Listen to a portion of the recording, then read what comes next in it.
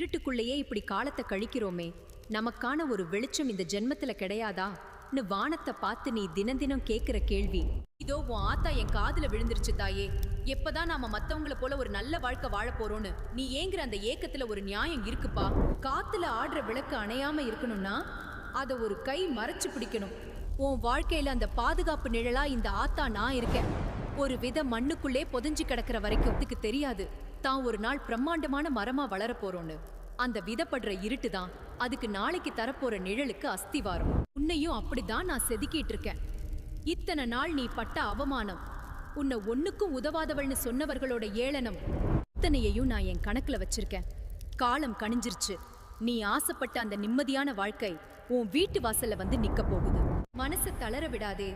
இருட்டோட முடிவுல தான் சூரியன் பிறக்கும். நீ எதிர்பார்த்த அந்த நல்ல மாற்றத்தை இதோ இந்த வாரம் முடியறதுக்குள்ள உன் வாழ்க்கையில நான் காட்ட